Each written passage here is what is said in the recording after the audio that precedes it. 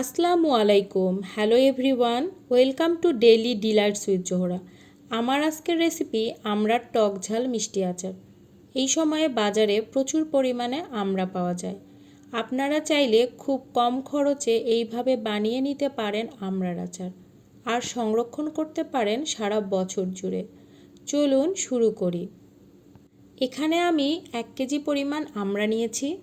আমড়াগুলো আগে থেকে ধুয়ে পানি ঝরিয়ে নিয়েছি। তারপর এইভাবে সাইজ করে কেটে নিয়েছি। মাঝখানে শক্ত অংশটুকু ফেলে দিয়েছি। লক্ষ্য রাখতে হবে যেন কোনো পানি না থাকে আমড়ার গায়ে। চুলায় প্যান বসিয়ে দিচ্ছি। হিট হয়ে আসলে দিয়ে দিচ্ছি 1/2 কাপ সরিষার তেল। তেল গরম হয়ে আসলে দিয়ে দিচ্ছি 3 টুকরা দারচিনি। দিয়ে দিচ্ছি 1 চামচ গোটা পাঁচফোড়ন। দিয়ে দিচ্ছি 3টি এলাচ। দিয়ে দিচ্ছি পরিমাণ মতো রসুন কুচি। সব কিছু নেড়ে ভেজে নিচ্ছি। বাদামি বর্ণের হয়ে আসলে দিয়ে দিচ্ছি কেটে রাখা আমড়া। দিয়ে দিচ্ছি 1 চামচ লবণ। এখন একটু সময় নিয়ে ভালোভাবে নেড়ে মিশিয়ে নিচ্ছি। 4 থেকে 5 মিনিট পর একটু কালার চেঞ্জ হয়ে আসলে দিয়ে দিচ্ছি 1 কাপ চিনি। চিনির সাথে সব কিছু ভালোভাবে মিশিয়ে নিচ্ছি। আমি এখানে কোনো এক্সট্রা পানি অ্যাড করব না। আমড়া থেকে যে পানি বের হবে তা দিয়েই কুক করা হয়ে যাবে। পানি বের হতে শুরু করেছে।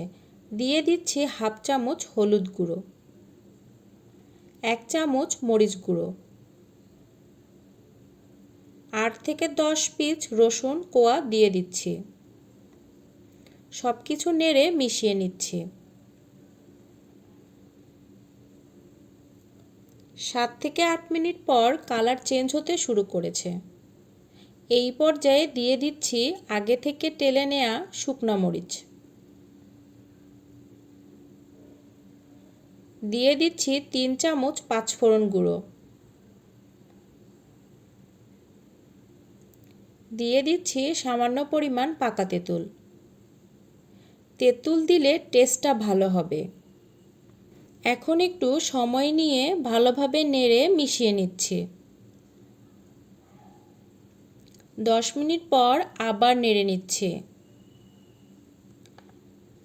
কালারটা দেখুন, আর আমড়া সিদ্ধও হয়ে এসেছে। মিডিয়াম আঁচে আরও 10 মিনিট কুক করে নেব। কালার পুরোপুরি চেঞ্জ হয়ে গিয়েছে আর তেল উপরে উঠে এসেছে। এই পর্যায়ে নামিয়ে নিব। তৈরি হয়ে গেল আমড়ার টক ঝাল মিষ্টি আচার। এইভাবে বানিয়ে কাচের বয়ামে ভরে সংরক্ষণ করতে পারেন। এটা দেখতে যেমন সুন্দর হয়েছে, খেতে তেমনই মজার। আমার আজকের রেসিপিটি কেমন লাগলো কমেন্ট করে জানাবেন। নতুন নতুন রেসিপি পেতে পাশে থাকুন। আজকের মতো বিদায় নিচ্ছি।